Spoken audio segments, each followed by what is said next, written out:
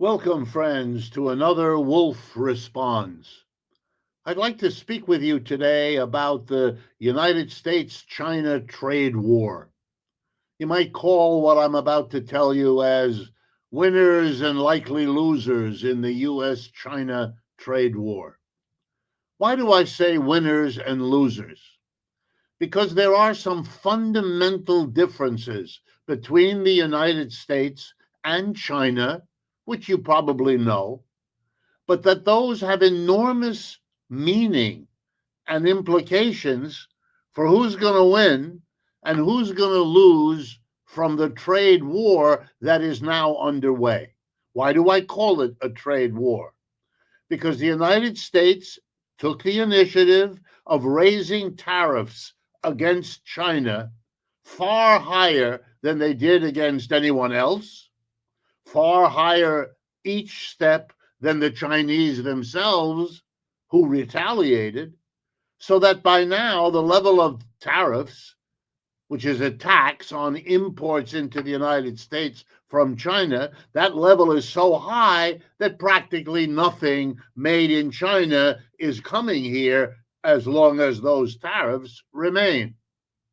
We even hear right now of ships in the ocean coming from China, stacked high with containers of goods to be sold in America that are stopped on the high seas, turned around, and go back to China to wait and see what's going to happen.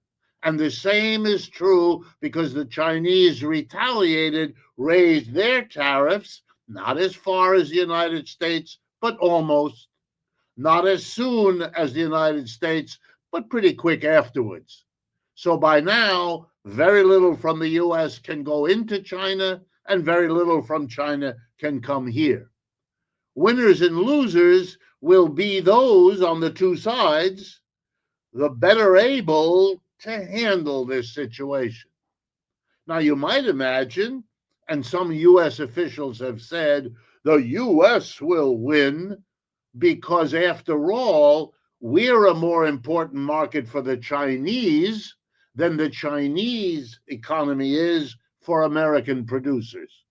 And that's quite true. China needs the US market more than the United States needs the China market.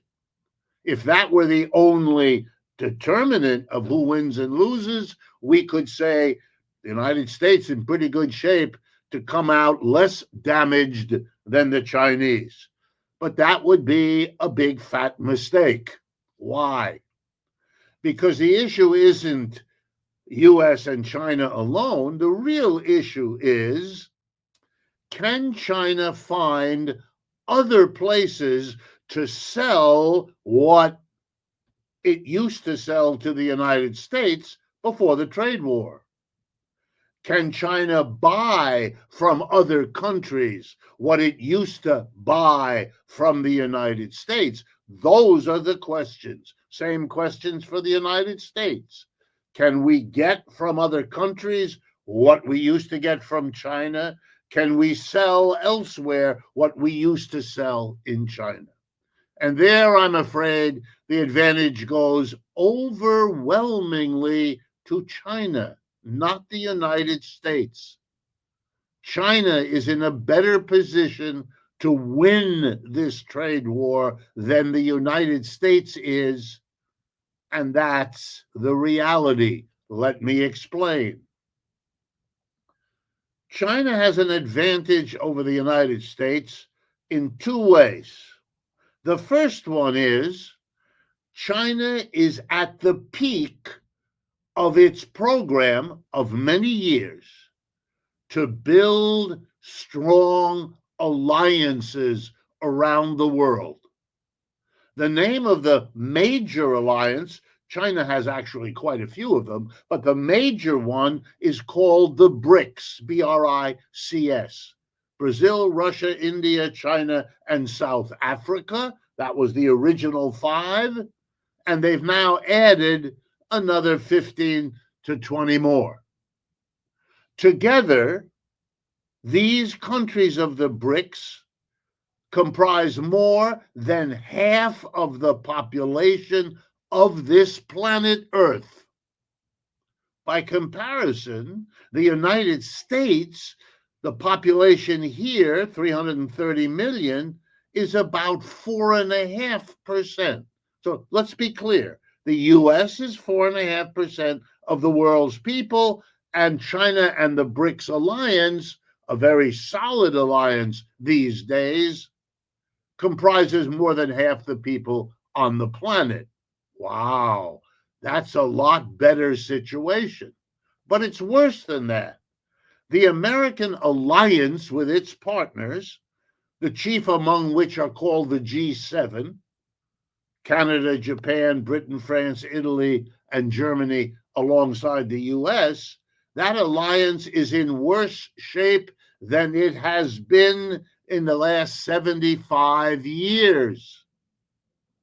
The Canadians just had an election a couple of days ago in which the winner came from behind because he took the strongest position against the United States, against the Trump regime, saying we will never be the 51st state of the United States. The U.S. alliance with Canada has never been poorer than it is today. The same applies to Mexico, and the same applies to the rest of Europe. And what about Japan? A couple of weeks ago, Japan did something it has not done before, telling the United States, we may not lend you any more money. Your government is too deep in debt. Why is that important? Because Japan is the largest creditor of the United States. The United States is the world's biggest debtor country. We owe more than any other country. And the biggest lender to us, Japan, is now telling us we're not so happy with you. And just so you know, the number 2 lender to the United States is the People's Republic of China. And they're not going to help us if we're in the middle of a trade war. So the alliance that Chinese have built is stronger for them to solve the problem of a trade war with the United States than the alliances the United States has are not going to be helping them anywhere near the same way. But I told you there were 2 reasons. And here comes the number 1. China's economy is different from the American in this way. In the United States, the majority of enterprises, workplaces, factories, offices, stores are privately owned, privately operated as private enterprises. That is not the case in China. China is a hybrid. About 50% of China's economy, her enterprises, are likewise privately owned and operated by Chinese employers, private employers, and by foreign, including many American private employers who have big operations in China, like Apple, like Tesla, like General Motors, and on and on and on.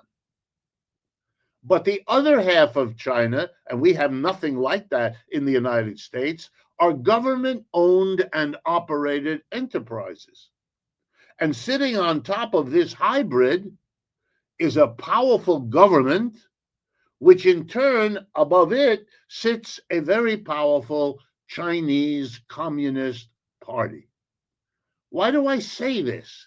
Because this organization of the Chinese, a government that is able to supervise, to manage, and to coordinate a hybrid economy, has shown itself, here we go now, to be better able to mobilize the resources, the people, the raw materials, the transportation system, the banking system.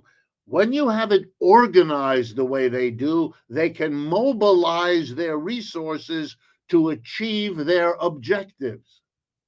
Basically, they do it this way. If the private sector can do something, let it. If they can't, because it isn't profitable, if they don't want to take the risk, if they don't have what's necessary, The government steps in and does it. That's why half of what gets produced is produced in and by the government. They fill in the blanks. In the United States, it doesn't work like that. Everything is left up to private profit. If it's profitable, people do it. Why do we have unemployment? Because it's not profitable to hire those people, so we don't. Why do we not have a very good fast train system? Not profitable, so we don't have it. Other countries have it. China has the best system of rapid railroads in the world. Why? Because the government did it. That's the problem. For the last 30 years, the Chinese economy has grown 2 to 3 times faster than the U.S. That's a fact. No way around it. And that's not because the Chinese work harder, and it's not because they're more disciplined. Those are stories. The reality is they have a coordinated economic system. They are not held back by an ideology, because that's all it is, that the private is good and the government is bad. Look at Mr. Musk firing people left and right. The government is inefficient. We're going to give it to the private sector. You know why the government does the few things it does in this country? Because the private sector didn't work it out real well. The private sector made a mess of it, and the government came in to fix it. But because we have the ideology that the government shouldn't be doing things, we keep the government small. That's what Mr. Musk is doing. But the irony is, when we do that in a trade war with China, who has a powerful government stepping in, coordinating, and making it all work in the way that they want it to, we are shooting ourselves in the foot here in the United States. Our difference from what the Chinese have done is a losing proposition. And what it suggests is, in China, given their solid alliances and a powerful government, they are in much better shape to redirect their economy, to compensate for the trade war with the United States. They're in a better position to manage that than we are here at our end. That's why Xi Jinping, the Chinese leader, is as aggressively powerful in what he says. We will make it. We don't need the United States. Quite a show for the rest of the world, who would hate to be in a trade war with the United States, but for good reason. They don't have the last 30 to 40 years to show what their economic system is capable of. If they were, they'd show the same self-confidence that you get from the Chinese. There's a lesson here. We are paying a heavy price for an economic system that celebrates private enterprise over the kind of coordination and economic growth that the Chinese alternative system has been able to achieve. And that's why in this trade war, China looks to be the better position to win than the United States. And my hope personally is that people in this country will understand it and sit down and work out a live and let live relationship with China rather than talking about wars of one kind or another. If interventions like this strike you as useful, please share them with your friends, your coworkers, people who might be interested. That's why we make them. And of course, if you can help defray the cost of producing and distributing these videos, that would be a second way to help this kind of intervention get the attention I hope you agree it deserves. Thank you.